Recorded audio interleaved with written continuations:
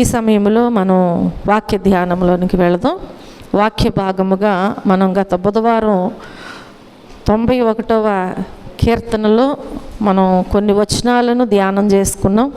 ఈరోజు కూడా మరికొన్ని వచనాలను మనం ధ్యానం చేసుకుందాం. కీర్తనల గ్రంథము 91వ అధ్యాయము 3 వచనాలు మనం ధ్యానం చేసి ఉన్నాం కనుక ఈరోజు 4వ వచనం నుంచి మనం చూద్దాం.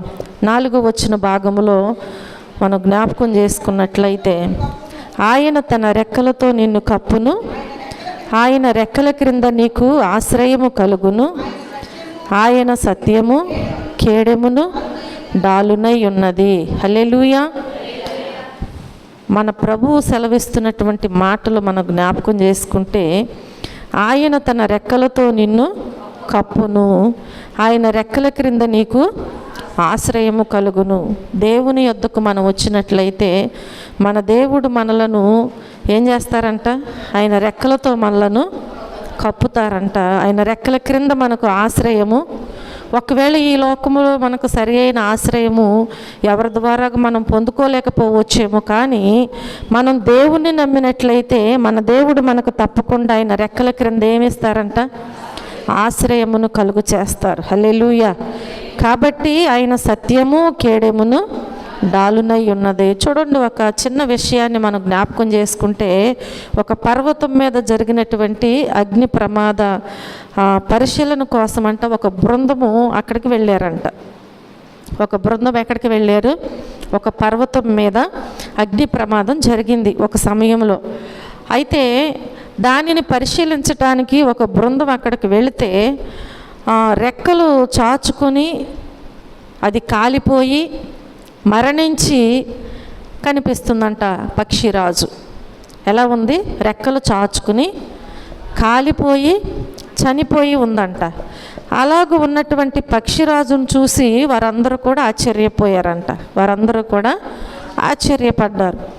ఆశ్చర్యపోయి వారు ఏం చేశారంటే, ఎందుకు ఇది ఎట్లా చనిపోవాలి, ఎందుకు ఇది ఎట్లా చనిపోవాలి, మంటలో ఎందుకని అంటే, ఒక పక్షి అగ్ని ప్రమాదం వస్తే అక్కడే ఏ పక్షి కూడా ఉండదు. అది శాయశక్తులు ఏం చేస్తుందంటే ఎగిరి వెళ్ళటానికే ప్రయత్నము చేస్తూ ఉంటుంది. కానీ ఇదేం చేసింది? రెక్కలు చాచుకుని మరి కాలిపోయి చనిపోయి అక్కడ కనిపిస్తుందంట. కాబట్టి వారికి ఆశ్చర్యం కలిగి, ఎందుకు ఎట్లా చనిపోవాలి, మంటలు వ్యాపిస్తున్నప్పుడు ఎగిరిపోవచ్చు కదా అని చెప్పి వారందరూ అనుకుని, ఎందుకో వాళ్ళకి ఒక అనుమానం వచ్చిందంట. అనుమానం వచ్చి వారు ఏం చేశారంటే ఆ పక్షిని ఇట్లా పైకి లేపారంట. ఆ పక్షిని ఏం చేశారు? పైకి లేపారు. ఆ పక్షిని ఎప్పుడైతే వారు పైకి లేపి చూశారో, దాని రెక్కల క్రిందంట సజీవముగా ఉన్నటువంటి ఆ పక్షి పిల్లలు ఉన్నాయంట. హల్లెలూయా. రెక్కల క్రింద ఏమున్నాయి? ఆ పక్షి యొక్క పిల్లలు ఉన్నాయంట కదా. దేవుని వాక్యం కూడా మనకు సెలవిస్తుంది. నీకు కూడా దేవుడు ఏమని సెలవిస్తున్నారు అంటే, ఈ రాత్రికాల సమయంలో ఆయన రెక్కల క్రింద అట్లాంటి కాపుదల, భద్రత, క్షేమము ఉంది అని దేవుడు మనతో ఈరోజు మాట్లాడుచున్నారు. ఒక పక్షి తన పిల్లల్ని కాపాడటానికి అంత త్యాగం చేసింది. మన ప్రభువు మన కొరకు ఇంకెంత త్యాగం చేశారు కదా. కాబట్టి అదే ప్రభు ఆ పక్షి రెక్కల క్రిందకు ఒకవేళ పిల్లలు రాకపోతే ఆ కాపుదల వాటికి ఉండేది కాదు. కానీ దేవుని యొక్క రెక్కల క్రిందకు మనం రాకపోయినా దేవుడు మనలను కాపాడుచునే ఉన్నారు.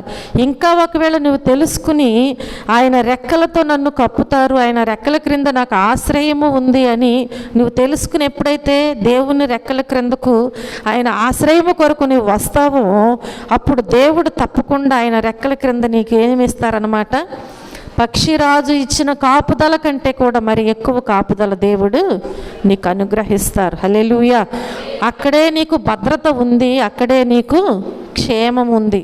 కాబట్టి మనం తెలుసుకోవాలి, ఇదంతా కూడా మనం ఏం చేయాలి? గ్రహించుకోవాలి. అలా గ్రహించుకుని మనం దేవుని యొద్దకు వచ్చినట్లయితే దేవుడు మనకు తప్పకుండా సహాయము అందిస్తారు అని ఈ రాత్రి ప్రభు పేట నేను మీకు అందరికీ మనవి చేస్తున్నాను కదా. నేను సంరక్షించడం కోసం ఆయన ఆహుతి అయ్యారు, మనందరి కోసం కూడా. నీవు పొందవలసిన శిక్షకు బదులుగా దేవుడు ఏం చేశారు? ఆ శిక్షను ఆయనే అనుభవించారు. మనకు రావాల్సిన శిక్ష విషయంలో మన దేవుడు ఆ శిక్షను అనుభవించి ఉన్నారు. ఇవన్నీ మనకు తెలుసు, కానీ మనము గ్రహింపు లేనటువంటి స్థితిలో మనం ఉంటున్నాం. చూడండి ప్రియమైన దేవుని బిడ్డలారా, ఆయన ప్రేమ ఎంత గొప్పదో, ఆయన ప్రేమ ఎంత గొప్పదో. ఆయన ప్రేమకు ఏమాత్రము కూడా కొలమానం అనేది లేదు. ఆయన ప్రేమ ఎలాంటిది అంటే అద్వితీయమైనటువంటిది ఆయన ప్రేమ. అలాగే అపురూపమైనది, కొలతలు లేనిదిగా ఉంటుంది, హద్దులు లేనిదిగా ఉంటుంది, అవధులు చాలా చెప్పుకోవచ్చు అన్నమాట. ఆయన ప్రేమ గురించి మనము చాలా చెప్పుకోవచ్చు. వర్ణించజాలనిది, మధురమైనది, స్వచ్ఛమైనది, శ్రేష్టమైనది, సహించేది, దయ చూపించేది కదా. దేవుని వాక్యాల్లో చాలా విషయాలు మనకి కనిపిస్తూ ఉంటాయి. కాబట్టి ప్రియమైన దేవుని బిడ్డలారా, ఆయన ప్రేమలో అసూయ అనేదే ఉండదు, డంబం అనేది ఉండదు. దేవుని యొక్క ప్రేమలో ఉప్పొంగదు, మర్యాద కలిగినటువంటిది, కోపము లేనటువంటిది, స్వంత ప్రయోజనము చూడనటువంటిది. ఒకవేళ సొంత ప్రయోజనం చూసేదైతే మన కోసము ఆయన ప్రాణాలు పెట్టేవారే కాదు. కాబట్టి మనం జ్ఞాపకం చేసుకోవాలి, అన్నిటినీ తాళుతుంది, అన్నిటినీ నమ్ముతూ ఉంటుంది, అన్నిటినీ ఓర్చుకుంటుంది. దేవుని యొక్క ప్రేమ అన్నిటినీ కూడా నిరీక్షిస్తూ ఉంటుంది. కనుక ప్రియమైన దేవుని బిడ్డలారా, ఈ రాత్రికాల సమయంలో అది నీ దేవుని ప్రేమ అని నువ్వెన్నడూ కూడా మర్చిపోవటానికి వీల్లేదు. కీర్తన గ్రంథములో 125వ అధ్యాయము 2వ వచనములో మనం చూస్తాము, యెరూషలేము చుట్టూ పర్వతం ఉన్నట్లు యెహోవా ఇది మొదలుకొని నిత్యము తన ప్రజల చుట్టూ ఉండును. హల్లెలూయా. చూడండి, యెరూషలేము చుట్టూ పర్వతం ఉన్నట్లుగానంట మన దేవుడు ఎలా ఉంటాడంట? నిత్యము, ఇది మొదలుకొని నిత్యము కూడా తన ప్రజల చుట్టూ ఆయన ఉంటారంట. దేంతో పోల్చారు? ఆయన కాపుదల విషయంలో ఒక పర్వతముతో పోల్చి ఉన్నారు. ప్రియమైన దేవుని బిడ్డలారా, ఒక పర్వతాన్ని కూల్చి లోపలికి వచ్చి ఆ సమూహము అక్కడున్న వారిని సంహరించాలంటే చాలా కష్టం. దానికంటే బలమైనటువంటి దేవుడు మన దేవుడు. పర్వతాన్నైనా దాటి రాగలరేమో కానీ నీ చుట్టూ ఉన్నటువంటి దేవుణ్ణి దాటుకుని ఏది నీ వద్దకు రాలేదు. కాబట్టి అలాంటి బలమైనటువంటి దేవుని కాపుదల క్రిందకు నీవు రావాలి అని దేవుడు ఈరోజు కోరుకుంటూ ఉంటున్నారు. నీవు ఆయనను ఆశ్రయించగలిగితే దేవుడు తప్పకుండా నీకు సహాయము చేస్తారు. నీవు తప్పకుండా ఎవరిని ఆశ్రయించాలి? దేవుణ్ణి ఆశ్రయించాలి. హల్లెలూయా. ఆయనే నీ చుట్టూ ప్రాకారముగా ఉండి సాతాను విసురుతున్నటువంటి వాడిగల బాణములను, అంటే శోధనలను, వాడిగలిగిన బాణములంటే అనేక రకములైనటువంటి శోధనలు కావచ్చు. ఆ శోధనలన్నిటి నుంచి కూడా ఆయనేనంట మనకి ఎలా ఉంటారంట? కేడెముగాను డాలుగా ఉండి వాటన్నిటి నుండి నిన్ను సంరక్షిస్తారంట. హల్లెలూయా. ఒక కేడెముగా ఉండి, ఒక డాలుగా ఉండి ఆయన నిన్ను సంరక్షిస్తారు అని చెప్పి దేవుడు మనతో మాట్లాడుచున్నారు. ఆయన రెక్కల క్రిందకు నీవు రావాలి. ఇలాంటి సంరక్షణ నీకు కావాలి అంటే నువ్వు ఎక్కడికి రావాలి?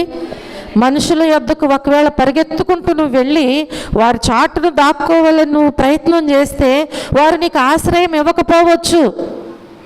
అమ్మో, ఈవెన్ దాచిపెడితే నాకేదో ప్రమాదం వస్తుందేమోనని ఏం చేస్తారు? కుదరదని చెప్పవచ్చు. అప్పటి వరకు నీ స్నేహితులు అవ్వచ్చు, బంధువులు అవ్వచ్చు, నీ రక్త సంబంధులే కావచ్చు. నీకు ఈ లోకములో అలాంటి ఆశ్రయం ఎక్కడ దొరకదు. కాబట్టి ప్రియమైన దేవుని బిడ్డలారా, ఆయన రెక్కల క్రిందికి రండి, ఆయన ఇచ్చే ఆశీర్వాదాన్ని అనుభవించండి.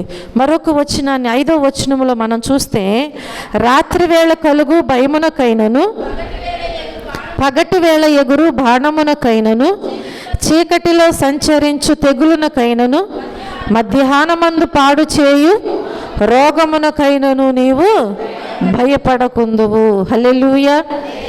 భయం ఎప్పుడు కలుగుద్దంట? రాత్రి వేళ కలుగుతాయా ఎప్పుడన్నా మీకు భయాలు? ఎవరన్నా ప్రక్కన చనిపోయారు అనుకుందాం, ప్రక్కింటి వాళ్ళు ఎవరన్నా చనిపోయారు అనుకోండి, రాత్రి వచ్చేసరికి ఎలా ఉంటుంది? పగలు బాగానే పని చేసుకుంటారు, కానీ రాత్రి వచ్చేసరికి ఎంత భయమో. పెందల కాడ తలుపులు వేసేసుకోవాలి, అవునా? లైట్లు తీసుకోకూడదు, భయం ఏం జరుగుద్దో. వాళ్ళు ఏమైనా దెయ్యాలు భూతాలు అయ్యి మన మీదకి వస్తారేమో కదా, చాలా భయం. కాబట్టి దేవుని వాక్యం అంటుంది కదా, రాత్రి వేళ కలుగు భయమునకైనను పగటి వేళ ఎగురు బాణమునకైనను చీకటిలో సంచరించు తెగులు ఎక్కడ సంచరిస్తుందంట? అపవాది ఎక్కడ ఉంటుంది కదా. కాబట్టి అలాంటి ఒకవేళ తెగులు ఏదైనా వచ్చినా మధ్యాహ్నమందు పాడు చేయు రోగమునకైనను నీవు భయపడకుందువు. రాత్రి వేళ శత్రు దాడుల నుంచి తన ప్రజలను రక్షించేందుకు దేవుడు ఎంత సమర్థుడో. ఒకవేళ దుష్టుడు అపవాది అనేక రీతులుగా నిన్ను దొంగిలించాలని చూసినా దేవుడు ఏం చేస్తాడంట? తన నుంచి నిన్ను రక్షించటానికి ఆయన సమర్థుడుగా ఉండి నీకు సహాయము చేస్తారు. పగటి వేళ ఒకరు వచ్చే ప్రమాదాల నుంచి తప్పించడంలో కూడా ఆయన అంతే సమర్థుడు. నువ్వు దేవుని దగ్గర ఆశ్రయము తీసుకుని ప్రార్థన చేసుకుని బయలుదేరి వెళితే పగటి వేళ నీకేదైనా ప్రమాదం కలగబోచున్నప్పటికీ దేవుడు ఏం చేస్తారు?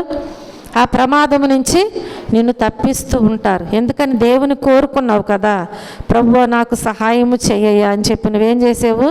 పగటి వేళ నీవు వెళ్ళుచున్న ప్రయాణములో దేవుని కాపుదల కావాలని ప్రార్థన చేసేవు. కాబట్టి ఎలాంటి శత్రు బాణములు అపాయములు నీ యొద్దకు రాకుండా దేవుడు ఏం చేస్తారు?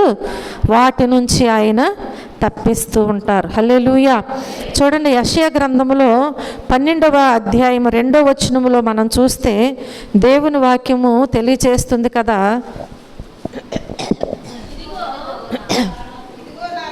నా రక్షణకు కారణభూతుడగు దేవుడు, నేను భయపడక ఆయనను నమ్ముకొనుచున్నాను. యెహోవా, యెహోవాయే నాకు బలము, ఆయనే నా కీర్తనాకాస్పదము, ఆయన నాకు రక్షణాధారమాయెను. హల్లెలూయా. నా రక్షణకు కారణభూతుడు ఎవరై ఉన్నారంట? దేవుడే. కాబట్టి నీ రక్షణకు కారణభూతుడైనటువంటి దేవుని దగ్గరకు వచ్చి నువ్వు ప్రార్థన చేయాలి. ఈ భక్తుడు కూడా నమ్ముచున్నాడు, నా రక్షణకు కారణభూతుడు వగు దేవుడు, నేను భయపడక ఆయనను. మనం ఏం చేయకూడదంట? దేవుణ్ణి నమ్ముకున్న తర్వాత, దేవుణ్ణి ఆశ్రయించిన తర్వాత ఏ విషయంలో కూడా ఇంకా భయపడటానికి వీల్లేదంట. కాబట్టి నేను భయపడక ఆయనను నమ్ముకొనుచున్నాను. యెహోవా, యెహోవాయే నాకు బలము. మన బలహీనతలలో ఆయనే మనకు బలమై ఉన్నారు. బలమైన దేవుణ్ణి ఆశ్రయించినాక ఇంకా ఏ శత్రువు నీ మీదకి వచ్చినా నీ ముందు ఎవరున్నారు? బలమైన దేవుడు ఉన్నాడు కదా. కాబట్టి ఆయనను దాటుకుని నీ దగ్గరకు రాలేరు కనుక నీవు భయపడటానికి వీల్లేదు. భయపడుచున్నావు అంటే నువ్వెవరిని ఆశ్రయించలేదు? దేవుణ్ణి నువ్వింకా ఆశ్రయించలేదనే అర్థం అన్నమాట. కాబట్టి యెహోవాయే నాకు బలము, ఆయనే నా కీర్తనాకాస్పదము, ఆయన నాకు రక్షణాధారమాయెను. హల్లెలూయా.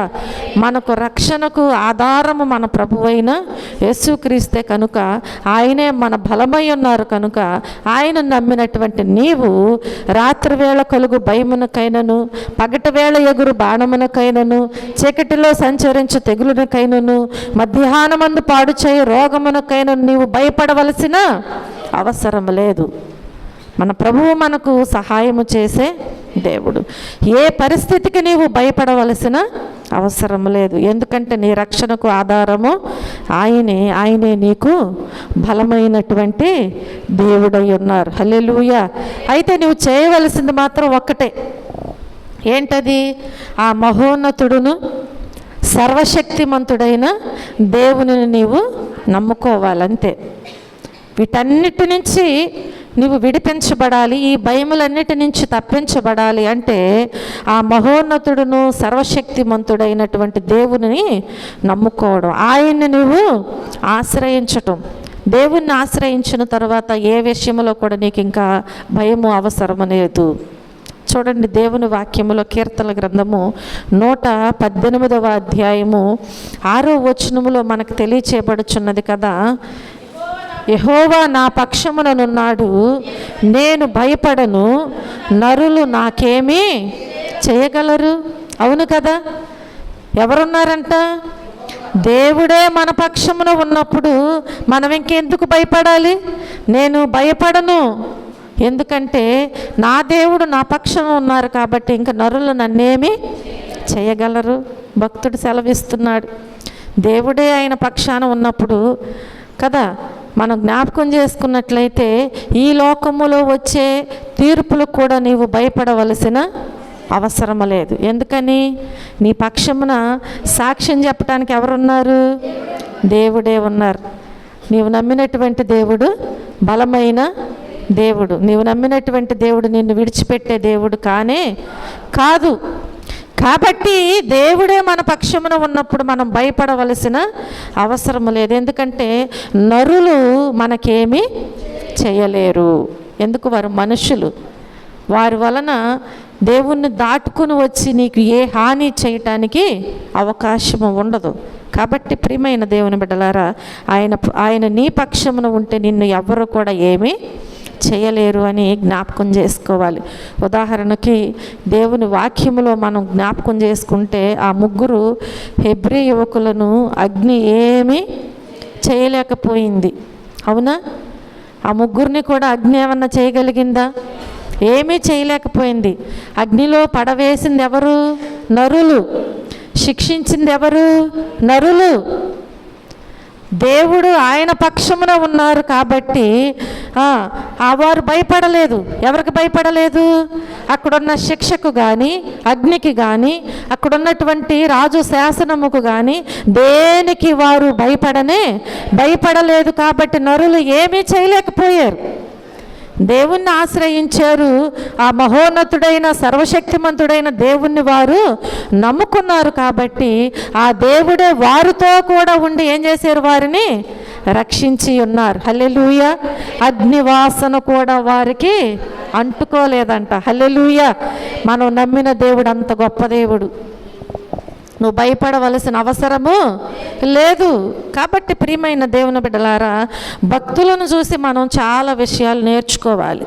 మన విశ్వాస విషయంలో మనం ఎలా ఉంటున్నాం, వారు ఎలా ఉండి ఆశీర్వాదాలు పొందారు, దేవుని కాపుదల పొందుకున్నారు, మనం ఎలా ఉండి పొందుకోలేకపోవచ్చున్నాం, ఇవన్నీ కూడా మనం ఎప్పటికప్పుడు పరిశీలన చేసుకుంటూ ఉండాలి. చూడండి, దానియేలుని సింహాలు ఏమీ చేయలేకపోయాయి.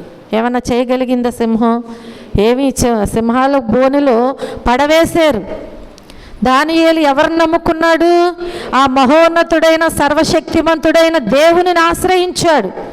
దేవుని మీద ఆధారపడ్డాడు. మనుషులకు భయపడలేదు. మనుషులు నరులు నన్నేమి చేయగలరు?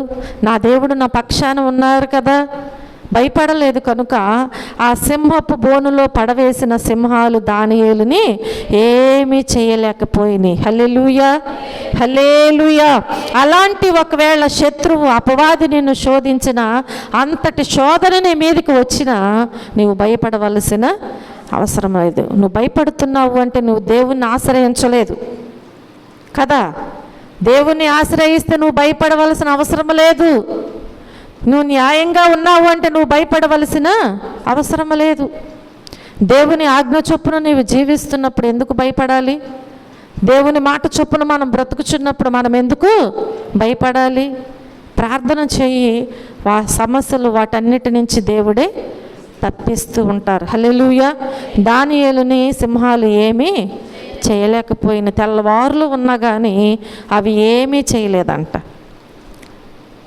అవి ఎప్పుడు తీసుకొచ్చి మనుషులను శిక్షించి నా బోనులో వేస్తారా, నేను తినాలి అని అవి ఎదురు చూస్తూ ఉంటాయి. క్రూర మృగాలు అయినప్పటికీ రాత్రంతయు కూడా ఏ హాని చేయకుండా ఉన్నాయంట. హల్లెలూయా. ఎంత గొప్ప విషయం అండి అది. ఇన్ని విషయాలు మనం ఎప్పుడు తెలుసుకుంటాం, కానీ వారు దేవుణ్ణి నమ్మినట్టుగా మనము నమ్మలేకపోతున్నాం. అందుకే చిన్న చిన్న విషయాల్లోనే అపజయాలు పొందుకోగలుగుతున్నాం. కాబట్టి మనకు అపజయాలు రాకుండా దేవుని యొద్ద నుంచి విజయం పొందుకోవాలి అంటే మనం ఎల్లప్పుడూ కూడా దేవుని మీద ఆధారపడి ఉండాలి. హల్లెలూయా. యోహానుని సలసల కాగే నూనెలో వేశారంట. ఎక్కడేసారు? యోహానుని ఎక్కడేసారు? సలసల కాగుచున్నటువంటి నూనెలో. ఎప్పుడైనా నూనె మీ చేతుల మీద పడిందా? వంట చేసేటప్పుడు పడద్దు కదా. ఒక చిన్న బొట్టు వచ్చి పడితే ఏమవుతుంది? కాలుతుంది, బొబ్బు వస్తుంది, మంటలు పుట్టిపోద్ది. ఆడవారికి మనందరికీ తెలిసిన విషయమే. తాలింపులో నుంచి ఒక గింజ వచ్చి పడినా వెంటనే కాలుతుంది. అలాంటిది మనిషిని తీసుకుని వెళ్ళి సలసలా కాగుచున్నటువంటి నూనెలో పడవేశారంట. కానీ నూనె ఏమీ చెయ్యలేదు. హల్లెలూయా, హల్లెలూయా. మనిషిని, యోహానుని నూనె ఏమీ చేయలేకపోయిందంట. కారణం ఏంటి చెప్పాలి? దేవుడు వారి పక్షమున ఉన్నాడు. హల్లెలూయా. దేవుడు వారి పక్షమున ఉన్నారు కాబట్టి శత్రు బాణములు నీకు అందనంత ఎత్తులో నుండి దూసుకు వస్తున్నా కానీ నువ్వు భయపడవలసిన అవసరము లేదు. వాటిని చూసి భయపడవద్దు. ఎందుకంటే అవి మనుషుల ద్వారాగా వస్తున్నాయి. ఏ అపాయమైనా, ఏ కీడైనా, ఏ ఆపదైనా, ఏ సమస్య అయినా ఈ లోకములో దుష్టుల నుంచి రావచ్చు, మనుషుల నుంచి రావచ్చు, ఏ విధముగానైనా రావచ్చు. కానీ వాటిని చూసి భయపడవద్దు. వాటి నుంచి తప్పించే దేవుని మీద ఆధారపడి ఆయన రెక్కల క్రిందకు నీవు వచ్చినట్లయితే ఆయన రెక్కలతో నిన్ను కప్పుతారు. హల్లెలూయా. కాబట్టి ప్రియమైన దేవుని బిడ్డలారా, నీవు ఆ సర్వశక్తిని నీడను విశ్రమించి ఉన్నట్లయితే, ఆ మహోన్నతుని చాటున నీవు ఉన్నట్లయితే ప్రతి పరిస్థితి నీ ముందేమవుతుందంటే మోకరిల్లుతూ ఉంటుంది. హల్లెలూయా. ప్రతి పరిస్థితి కూడా నీకు తలవంచవలసిందే. అది నీ ముందుకు వచ్చి అది మోకరిల్లుతూ ఉంటుంది. భయపడవద్దు. భయపెడితే వాడు ఇంకా ఏం చేస్తాడు చెప్పాలి? ఇంకా ఏం చేస్తాడు? భయపెడతా ఉంటాడు. భయపడ్డాము అంటే మనము లోబడిపోతున్నాం, విశ్వాసంలో జారిపోతున్నాం. అక్కడ ఒక కుక్క ఉందని తెలుసు, అది మొరుగుతుందని చెప్పి భయపడి పరిగెత్తామనుకోండి, అదేమవుతుంది? దానికి ధైర్యం వచ్చేస్తుంది. అది మన వెనకాల ఇంకా పడుతుంది. దాన్ని పట్టించుకోకుండా వెళ్ళిపోతే అది మనల్ని ఏమీ చేయదు. కాబట్టి ప్రియమైన దేవుని బిడ్డలారా, భయపడ్డాము అంటే అది ఇంకా మనల్ని భయపెడతానే ఉంటాడు.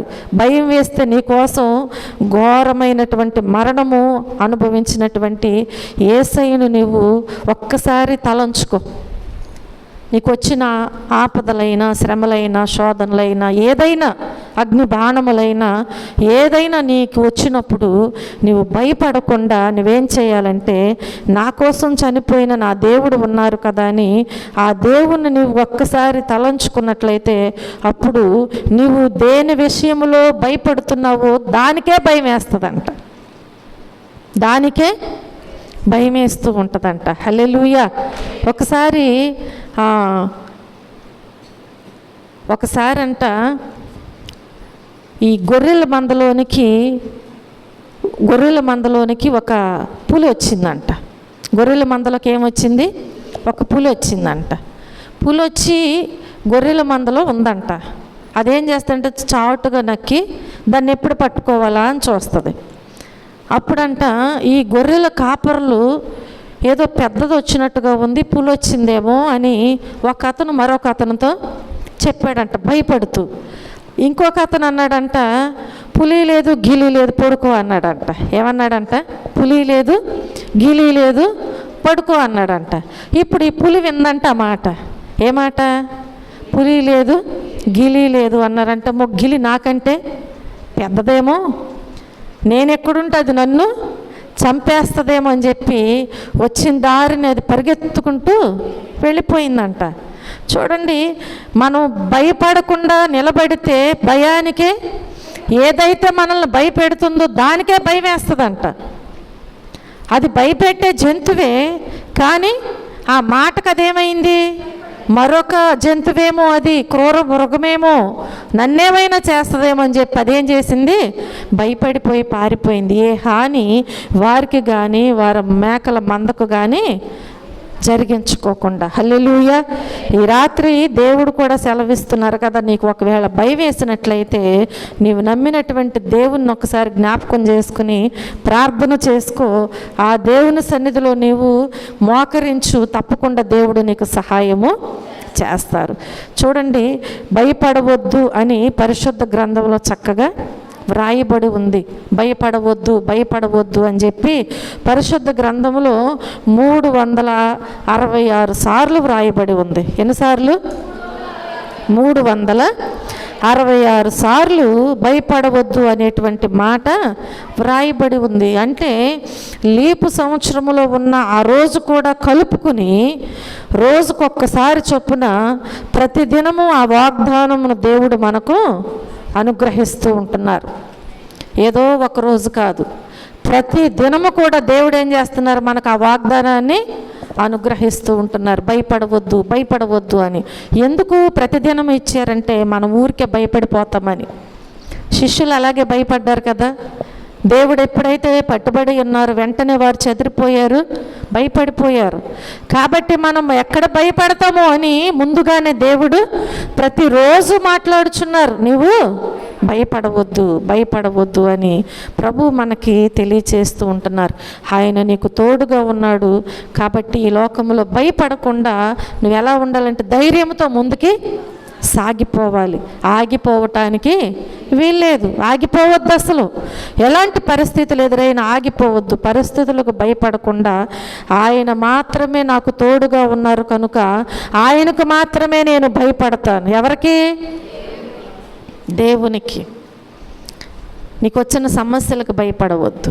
ఎవరికి భయపడాలి? దేవునికి భయపడు. దేవుని యొక్క కృపను నీవు పొందుకుంటావు. హల్లెలూయా.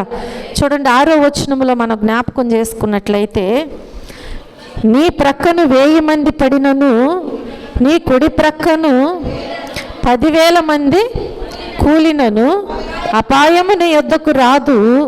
నీవు కన్నులారా చూచుచుండగా భక్తిహీనులకు ప్రతిఫలము కలుగును. హల్లెలూయా. నీ ప్రక్కను 1000 మంది పడినను నీ కుడి ప్రక్కను 10,000 మంది కూలినను అపాయము నీ యొద్దకు రాదంట. హల్లెలూయా హల్లెలూయా. నీవు కన్నులారా చూచుచుండగానే ఏం జరుగుతుందంట? భక్తిహీనులకు మాత్రము ప్రతిఫలము కలుగుతుందంట.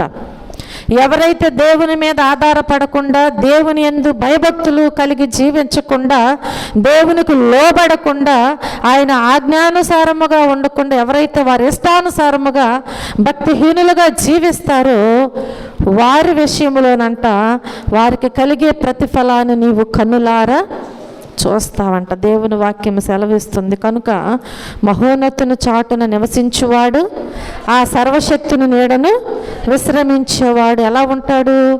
నాశనము కావడము అసాధ్యము.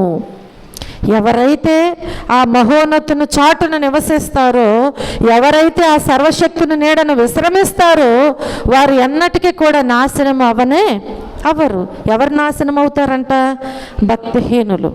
కన్నులారా చూచుచుండగానే అది జరుగుతుందంట. అతడు జీవించి ఉండాలని దేవుని సంకల్పం. అయినంత కాలము అతడు మరణించలేడు. దేవుడు విశ్వాస మేలు కోసం నిర్ణయించినది తప్ప మరేది అతన్ని తాకదు. మనకు తెలిసిన విషయమే అది. అవునా? దేవుడు నిర్ణయించింది కాక మరి ఏది కూడా అతన్ని తాకదు. నీవు కన్నులారా చూచుచుండగా ఏం జరుగుతుందంట? భక్తిహీనులకు ప్రతిఫలము కలుగుతుందంట. నీ జీవిత కాలములో కాకపోయినా దేవుడు లోకానికి అంతిమ తీర్పు తీర్చే సమయంలోనైనా కానీ, చాలామంది అనుకుంటారంట, వాక్యములోనే ఉంది, భక్తిహీనులు పచ్చగా ఎదుగుచున్నారు, నేను దేవుణ్ణి నమ్మాను కదా, నాకు ఈ శ్రమలేంటి అని. అలా మనం అనుకోవటానికి వీల్లేదు. ఒకవేళ నీవు కన్నులారా చూడకపోయినా కానీ, నీ జీవిత కాలంలో నీవు చూడలేకపోయినా కానీ, దేవుడు లోకానికి అంతిమ తీర్పు తీర్చే సమయంలోనైనా విశ్వాసి దీన్ని తప్పకుండా చూస్తారు. విశ్వాసి తప్పకుండా దీన్ని ఆ తీర్పు సమయంలోనైనా చూస్తారు. హల్లెలూయా. ఆసాపు వలె నీవెట్లా అనుకోవచ్చు. ఒకవేళ ఆసాపు ఏమనుకుంటున్నారు? భక్తిహీనులు క్షేమంగా ఉన్నారు అనుకుంటున్నాడంట. అలా నువ్వు అనుకోవచ్చు. ఆడు దుర్మార్గుడు, ఆమె దుర్మార్గురాలు, వాళ్ళేంటి అంత క్షేమంగా ఉంటున్నారు? దేవుడు వాళ్ళకి ఏ శిక్ష పెట్టట్లేదేంటి? దేవుని నమ్మిన నాకే ఈ సమస్యలేంటి, శోధనలేంటి అని నీవు అనుకోవచ్చు. ఆసాపు కూడా అనుకున్నాడంట. ఏమని అనుకుంటున్నాడు చెప్పాలి? భక్తిహీనులు క్షేమముగా ఉన్నారు, వారికి బాధలు లేవు, రోగాలు లేవు, బలాత్కారం చేస్తున్నారు, ఎగతాళి చేస్తున్నారు, గర్వముగా మాట్లాడుచున్నారు, ధనం సంపాదిస్తున్నారు కదా. ఎన్ని అనుకుంటున్నాడో చూడండి. దేవుడంటే వారికి అస్సలు లెక్కలేదు. అయినా కానీ వారే వర్ధిల్లుచున్నారు, వారే సంతోషముగా ఉంటున్నారు అని ఆసాపు అనుకుంటున్నాడంట. ఆసాపు వలె ఒకవేళ నీవెట్లా అనుకోవచ్చు, నేను పవిత్రంగా జీవించటం వల్ల నాకు వచ్చినటువంటి ప్రయోజనం ఏంటి అని అనుకున్నారు ఎప్పుడైనా? చెప్పాలి. అనుకున్నారు ఎప్పుడైనా? అనుకోవద్దు. నేను నీతిగా జీవిస్తున్నాను, నేను యథార్థంగా జీవిస్తున్నాను కదా, దానివలన నాకు వచ్చినటువంటి ప్రయోజనం ఏంటి? శోధనలు, వేదనలు, శ్రమలు తప్ప ఇంకేముంది నాకు అని అనుకోవచ్చు. ఒక్క విషయం మనం జ్ఞాపకం చేసుకుంటే, ఈ దినాన క్షేమముగా ఉన్న భక్తిహీనులు ఒక దినాన క్షణమాత్రములోనే వారు పాడైపోదురు, మహాభయము చేతంట వారు కడముట్ట నశిస్తారు అని దేవుని వాక్యం సెలవిస్తుంది. భక్తిహీనులు ఒకానొక దినాన ఇలాంటి శ్రమ పొందుతారు అని దేవుని వాక్యము మాట్లాడుచూ ఉంటుంది. కనుక వారి ఎదుగుదలను చూసి, వారికి ఉన్నటువంటి సర్వ సంపదలను చూసి నువ్వెన్నడూ కూడా నీ మనసులో కూడా అనుకోవటానికి వీల్లేదు. ఎవరికి ఇచ్చే తీర్పు దేవుడు వారికి తప్పకుండా ఇస్తారు. కనుక వారిని చూసి నీ భక్తిలో నీవెన్నడూ కూడా కోల్పోవటానికి వీల్లేదు. ఆ సర్వశక్తి నీడను ఆశ్రయించిన నీవైతే ఎల్లప్పుడూ ఆయనతోనే నీవు ఉంటావు. నీవు ఒకవేళ ఆశ్రయిస్తే నీవు తప్పకుండా ఎవరితో ఉంటావు? ఆ దేవునితోనే నీవు ఉంటావు. ఆయనే నీ చేయి పట్టుకుంటాడు, నిన్ను తప్పకుండా ఆయన నడిపిస్తారు. ఎక్కడి వరకు? ఆయన మహిమలో చేరే వరకు కూడా. ఆయన మహిమలో చేరే వరకు కూడా నిన్ను ఆయన నీ చేయి విడిచిపెట్టరు. బాధలు రావచ్చు, శ్రమలు రావచ్చు, బలహీనతలు రావచ్చు, కానీ వాటన్నిటి నుంచి ఆయన తప్పిస్తారు తప్పకుండా. అందుకనే దేవుని వాక్యంలో స్పష్టంగా మనకి సెలవిచ్చి ఉన్నది. ఏంటది? ఆ వాక్యం ఏంటి? 7 నీ ప్రక్కన 1000 మంది పడినను, నీ కుడి ప్రక్కన 10,000 మంది కూలినను అపాయము నీ యొద్దకు రాదంట. హల్లెలూయా. ఎందుకు రావట్లేదు? నీ ప్రక్కనే పడుతున్నారు కదా. 1000 మంది 10,000 మంది కూలిపోతున్నారు, కానీ నీకు అపాయం ఎందుకు రావట్లేదు? ఆయన ఉన్నాడు నీకు ఆశ్రయముగా. ఆయన రెక్కలతో నిన్ను కప్పుచున్నాడు. ఆయన రెక్కల క్రింద నీకు ఆశ్రయం ఇచ్చారు. కాబట్టి ఏ అపాయము నీ దరి చేరనివ్వకుండా దేవుడు నీకు సహాయము చేస్తున్నారు. హల్లెలూయా. ఆయనే నీ చేయి పట్టుకుని నిన్ను నడిపిస్తున్నారు. కనుక ఎన్నటికి నీకు అపాయం అనేది రాదు. ఆ నడిపించటము, ఆ చేయి పట్టుకోవటము మధ్యలో విడిచిపెట్టే దేవుడు కాదు. ఏదైనా మధ్యలో ఒక ఆటంకం వచ్చిందని అక్కడ నీ చేయి విడిచిపెట్టే దేవుడు కాదు. ఎప్పటి వరకు నిన్ను చేయి పట్టుకుని నడిపిస్తారు అంటే ఆయన మహిమలో చేరేంత వరకు కూడా ఆయన నీ చేయి విడిచిపెట్టరు, నిన్ను నడిపిస్తూనే ఉంటారు. హల్లెలూయా, హల్లెలూయా. అలా జీవించాలి, అలా నడుచుకోవాలి, అలాంటి కృప నాకు కావాలి అని నువ్వు ఎప్పుడైనా ఆశపడ్డావా? చెప్పాలి. ఈ లోకంలో మనుషుల సహాయం మీద ఆధారపడుచున్నావా? వారి సహాయం ఉంటే నాకు బాగుండేది కదా, ఈరోజు నాకు వచ్చిన ఆపద నుంచి నేను విడిపించబడేదాన్ని కదా, ఈ ఆర్థిక పరిస్థితుల్లో నుంచి విడిపించబడేదాన్ని కదా. చాలా విషయాలు అనుకుంటూ ఉంటాం. వారి సహాయం ఉన్నట్లయితే నేను అది పొందుకునేదాన్ని, ఇది పొందుకునేదాన్ని, వారి సహాయం లేదు నాకు అని మనం అనుకుంటూ ఉంటాం. అవసరం లేదు. దేవుని కృపా సహాయం అనుకుంటే చాలు. ఆయన సహాయమునకు మించిన సహాయం ఈ లోకములు ఎవరు మనకి చేయలేరు కూడా. ఒకవేళ ఈ లోకంలో ఎవరైనా సహాయం చేస్తే అది మనకు బాకీనే. అవునా? బాకీయే కాదా? ఎప్పటికైనా చెల్లించాల్సిందే. ఎప్పటికైనా కానీ ఏం చేయాలి? వారు చేసిన సహాయాన్ని తిరిగి అప్పగించాలి. కానీ దేవుడు చేసే సహాయాన్ని తిరిగి ఇమ్మని ఎప్పుడు ఆయన అడిగే దేవుడు కానే కాదు. హల్లెలూయా. మన క్షేమము కోసం ఆయన చూసే దేవుడు కానీ మన నుంచి ఆశించే దేవుడు కాదు. అలాంటి గొప్ప దేవుని నమ్మినటువంటి నీవు ఆ సర్వశక్తుని నీడకు నీవు వచ్చి ఆయనను ఆశ్రయించినట్లయితే ఆ పక్షి కన్నా కూడా మిన్నయైన దేవుడు మన దేవుడు కనుక ఆ పక్షి ఎలాగూ తన ప్రాణాన్నైనా పెట్టి బిడ్డల కాపుదలనిచ్చిందో అంతకంటే ఎక్కువ సహాయం మన దేవుడు మనకు చేస్తున్నారు. హల్లెలూయా. చేస్తారు కాదు, చేస్తున్నారు. హల్లెలూయా. చేస్తున్నారు కాబట్టి ఈరోజు ఎలా ఉన్నాం మనం. దేవుని కృప లేకపోతే ఒక క్షణం కూడా ఈ భూమి మీద మనము జీవించలేం. దేవుని సహాయము లేకపోతే ఏది మనం పొందుకోలేం. వాళ్ళు సహాయం చేశారు, వీళ్ళు సహాయం చేశారు అనుకుంటాం అంతే. కానీ మనకి ఎవరి సహాయం కావాలి? దేవుని సహాయం. ఆయన కృప లేకుండా ఏది కూడా మనము పొందుకోలేము అని ప్రభుపేట నేను మీ అందరికీ మనవి చేస్తున్నాను. అందుకనే మనం ఎవరి నీడకు రావాలి? మహోన్నతుని నీడకు మనము రావాలి. సర్వశక్తుని నీడకు మనము రావాలి. ఆయనను మనము ఆశ్రయించాలి. హల్లెలూయా. ఎప్పుడైతే ఆయన చాటును నివసిస్తూ సర్వశక్తి నీడను విశ్రమిస్తూ ఉంటామో ఆ సమయంలో ఒకవేళ మనకు అపాయము రావాలని ఏదైనా వచ్చినా కానీ దేవుడు మనకు రానివ్వకుండా ఆయన సహాయం మనకు చేస్తారంట. మనం కన్నులారా చూస్తూ ఉండగానే భక్తిహీనులకు ఏం కలుగుతుందంట? ప్రతిఫలము కలుగుచూ ఉంటుంది. అది కూడా మనం ఏం చేస్తామంట? కన్నులారా చూస్తామంట. భక్తిహీనులకు ప్రతిఫలము కలుగుట. కాబట్టి ఏ విషయంలో కూడా ఎదుటివారిని చూసి పోల్చుకోవద్దు. ఎదుటివారిని చూసి మనం ఏ విషయంలో కూడా చింతించవద్దు. ఏ విషయంలో కూడా ఎదుటివారిని బట్టి మనము బాధపడవద్దు. నా మీద వారే బెటర్ కదా అని అనుకోవద్దు. నీ దేవుడి కంటే ఏది నీకు మంచి కాదు. నీ దేవుడి కంటే ఎవ్వరు కూడా నీకు క్షేమం ఇవ్వలేరు. నీవు నమ్మిన దేవుడిచ్చే అంత క్షేమము ఎవ్వరు నీకు ఈ లోకంలో ఇవ్వలేరు. నమ్మనటువంటి వారికి కూడా దొరకదు. కాబట్టి నీవు కన్నులారా చూస్తూ ఉండగానే భక్తిహీనులకు ప్రతిఫలము కలుగుతుంది. కనుక నీవు అలాంటి స్థితిలోనికి వెళ్లకుండా ఉండాలి అంటే నువ్వు ఈరోజు దేవుని సన్నిధికి వచ్చినటువంటి నీవు సర్వశక్తుని నీడను ఆశ్రయించు. తప్పకుండా దేవుడు నీకు సహాయము చేస్తారు. అట్టి కృపా ధన్యత దేవుడు మనకు అనుగ్రహించునుగాక. ఆమేన్.